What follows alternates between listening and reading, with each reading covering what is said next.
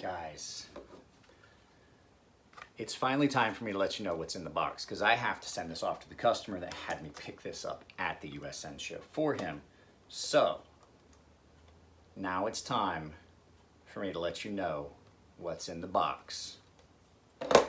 But first, stand by, because here comes the music.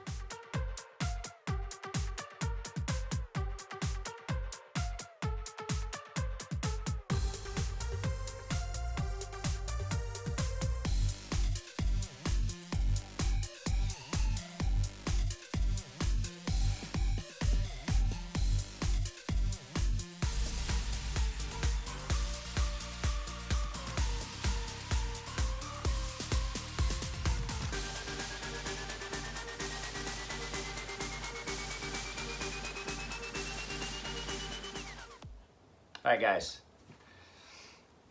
this is a very, very special item. I didn't ever figure I'd really get to see one because there's not very many of them around. I did put in the video when I did the live, the premiere the other day. If anybody could guess what this is, they won a prize. So the fact is that someone already won a prize. If you go back and you watch that video, that premiere, somebody already called it out. So all you guys, I said in comments, that was live comments, someone nailed it. Winner, winner, chicken dinner. I've got to go back through and get a hold of that person and let them know they won something, because what's in this box is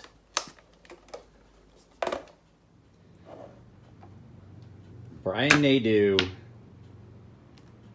Arch Nemesis dagger in Nitro V steel, with chevrons on the flats, fat carbon fiber, blue ceramic carbon fiber, and yes, it is terrifyingly sharp on both sides. Guys, this thing is a gorgeous knife.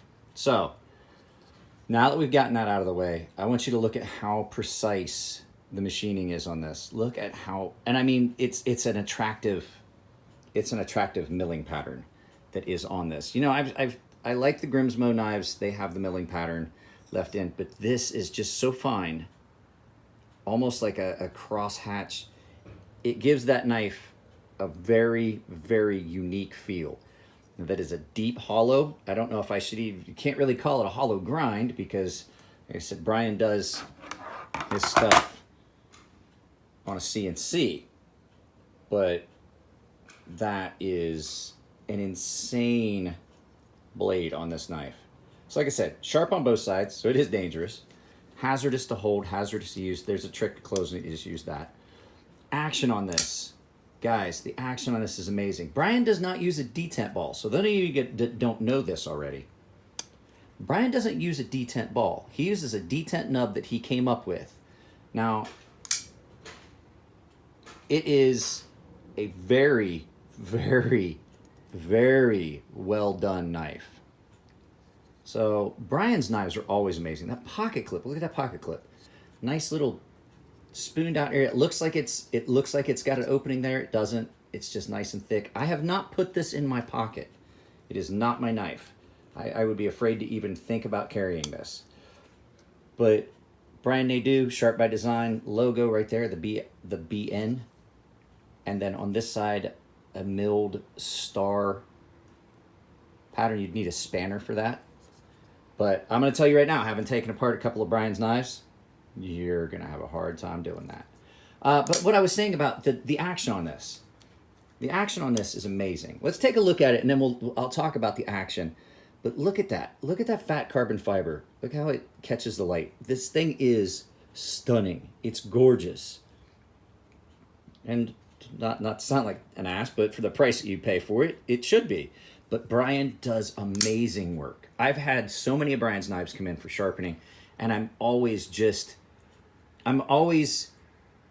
happy when they come in, because it gives you a chance to, they're amazing. They are great. Even his production run stuff. I mentioned that in the USN show video. Brian is such a stickler about his things and how they have to be done that you never are going to have to worry, even with a production model one. So like I said, you're looking at full titanium, fat carbon fiber inlays, Nitro V steel, steel lock bar insert with Brian's incredibly smooth detent nub is about the only thing I can think. It's just a machined little, I'm not going to take this apart to show you, but all it is, instead of a ball, it is just a raised up nub that is machined directly into the insert. It's a single one-piece construction. There is no ball. There is no extra piece. There's nothing that has to be set. There's no holes in it. It's all single construction. Just one screw holding it in. The inlays, that is the only thing I do and I don't like about it. I love this knife. It's gorgeous. But that inlay, when it opens up, it does stick out. But the flip side of that is it's almost completely flat when it's not. And you really can't feel the transitions on this from machining. But the flip side of that is if you were to do this any other way, it just would not look correct. And Brian's real big on symmetry. His knives, if he machines one side or patterns one side, usually both sides are going to be patterned. Because his thing is, if you're paying for me to do something, I've heard him say it, if you're paying for me to do something, I'm going to do it on both sides. Unless you specifically request, that the lock scale not be machined with a pattern. So, like I said, this thing comes down to a terrifyingly acute point. Look at that. Look at how fine this comes. I'm trying to be real careful because I'm looking at it in the viewfinder here. It is perfectly centered, and those chevrons and everything just are gorgeously cut in. Nice little satin pattern here. I'm going to talk about this knife a lot. And then you look at your machining pattern you get here. It's a checkered machining pattern, a little bit different than the blade. Let's see if I can zoom in on that, keep it in focus. But that makes this blade, it just gives it a gorgeous look. It's a different finish than I'm used to seeing on much of anything. And it kind of carries into the handles. You can see the machine passes, how tight they are, how consistent, both sides. And it gives it, oops, sorry about that, guys. It gives it not just a specific look, but a specific feel. It doesn't feel grippy, but it also doesn't feel smooth. It's so fine that you can barely register it's there, but it definitely does give it a unique feel. And the fat carbon fiber is the same, and it gives that a unique feel. It's not quite checkered, but it's also not smooth. So let's get the camera turned around, and we'll talk about it a little bit more where I'm not having to stand back here and run the risk of stabbing myself in the hand. So I wanted to turn this around so I could talk about the action on these knives a little bit more. Every Sharp by Design, every Brian Nadeau knife I've ever had come in or ever felt, the action on them is amazing. It's difficult to explain how it feels. One of the reasons that I like the Ferrum Forge knives is they use a larger detent ball that's set in deeper, and you don't get any detent play. It just snaps open. It just fires. There is no, it's like a crisp trigger on a match grade gun where it just breaks like glass breaking. That's the way Brian's knives are. Once you get that preloaded and that detent nub pops loose, that blade just flies out. There is no preloading slop. I know a lot of you guys will have knives. You know exactly what I'm talking about, where the detent ball, and you can feel the blade wiggle a little.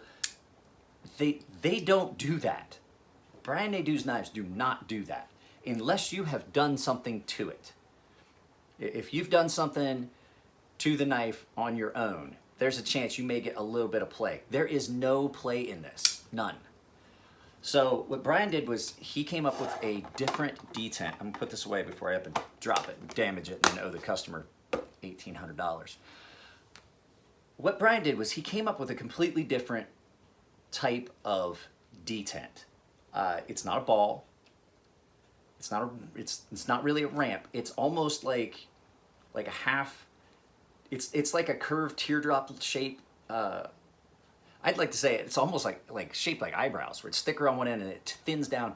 But what it does is it gives you the smoothness you would expect from a detent ball, but there's no slop, and then it just gives. It's a lot like this. This has a detent ball that's set way down in, and it's on a rolling detent. The action on this is amazing. The action on this is comparable, but there's no moving parts. There's nothing to come loose. There's nothing to break. There's nothing to lose.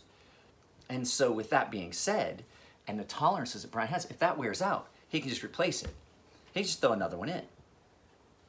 Because his machining is amazing. So these knives are not common. This is the first I've ever got to handle one.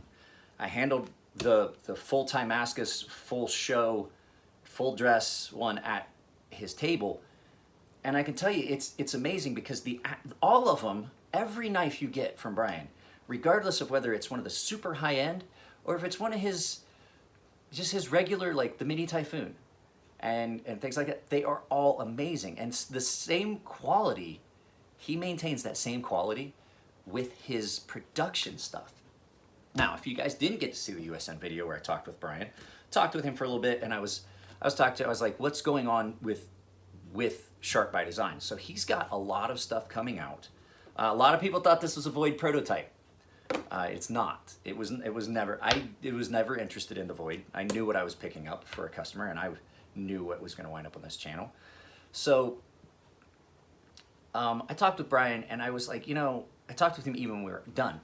His stuff is always so well done, and he is so particular about how things get done that even his production stuff has got to meet a super high quality. So if you watch the video, he's talking about, he's got some stuff coming out with React, and so the production stuff has allowed him to focus more on this stuff and get, come up with new designs and things like that because he's got stuff coming out production style.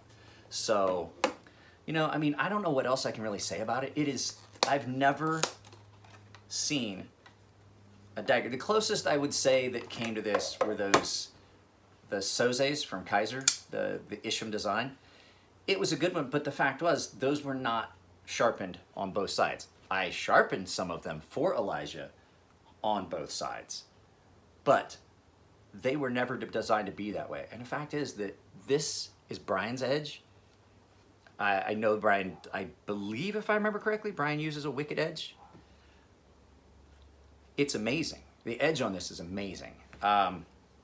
There are some things about it though, like I said, little things that are, for me, off, not aesthetics, in striving to have some aesthetics, I had some weird feels on it.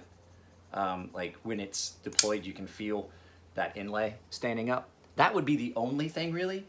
And then my thing, the blade, that is, this is something that someone's going to put in a case, leave it in a case. It's never going to get used. It may get carried, but it's probably never going to get used. And the thing is, that's a good thing because this is so thin that it's not really going to be functional. I would be afraid that that tip would just bend or break right off. But like I said, it's Nitro V steel. It takes in a crazy edge, and it gets that mirror polish, and it has a good look to it. And it won't ever really, unless you're a really sweaty guy like me, it's not so much the sweat, it's what's in my sweat. But it's not gonna rust. Nitro V steel is really hard to get rust on. It still has iron in it. You could get it to rust, but it's going to be real hard. But guys, no, that's it. The Sharp by Design Arch Nemesis dagger. So, there's that. Here's this. Guys, I have realized that I have not been really saying much of anything about the fact that a lot of you guys are new to this channel. There's 4,000 people here now. So, well, 4,100 actually. Here's the thing. I forget that the guys that were here with this channel from the beginning saw all the videos. A lot of you new guys are here. This is part of my business. I am going to try to remind myself that I need to get back to doing sharpening videos, showing you guys what I'm doing, showing you what I'm working on, and bringing it back around to actually being part of the business. Because I'm not gonna lie, business has not been great. I know it's summer, and I know that we just had USN. But the fact is that I think it's because I have not been being mindful of content. I did a bunch of live feeds because I like to interact. I love doing the reviews, especially when something cool comes in. And then I started doing stuff that was off of what I had been doing, and things have suffered. But I'm going to try to keep an even content. So we'll do reviews, I'll do live feeds, I just won't do them as often. And we'll do sharpening videos. One of the things that I'm gonna do is I wanted to show you guys some of the little tips and tricks about keeping your kitchen knife sharp, even after I did the how to sharpen a kitchen knife, how to maintain a kitchen knife, what can you use. There's other stuff you can do that people are doing that are hard on their knives. So that's something I'm planning on doing, and I'm up for suggestions from you guys. I always say that, but I never get suggestions. So, guys, with that being said, if you need things sharpened, and I can sharpen anything, kitchen knives, straight razors, scissors, barber shears, I can't sharpen clippers. But barber, beautician shears, I can sharpen damn near anything. So if that's something you're looking for, my contact info is down below. If you like the videos, give them a thumbs up. If you don't, give them a thumbs down. But please try to tell me why without just being the abusive hater that I always have show up. If you would like to help support my daughter's ice skating, she's going to Washington State this year. That's going to be an expensive trip. If you would like to try and support that, there is a link to her GoFundMe down below in the comments, or not in the comments, in the description for her Olympic dreams. That's something you can do. If you want to support the channel, down in this corner, I have a Patreon link. I mentioned it before. I would like to go and film at Chris Reeve Knives in Idaho. I would love to go up to Petaluma and film at Mattia Barani Cutlery while they're making those custom kitchen knives. But I can't do those things without support. That was the plan for the Patreon. So there's the Patreon link. Up here is a subscription link. If you are subscribing, if you're on a phone, make sure your notifications are on. And when you click the bell, if you're on a computer, you can go in and you can set it so you get all of the notifications. In this corner is going to be a video YouTube thinks you like, and then maybe down here, depending on how I feel and who I talk to, there may be a link to another channel. But guys, that's it for today. I already did the video. If you didn't catch it, I have 6 mystery boxes. I haven't checked my email to see if anybody's interested. But guys, that's it. Take it easy. I love you all. I'll see you next time. Send me knives. I'll make them crazy sharp.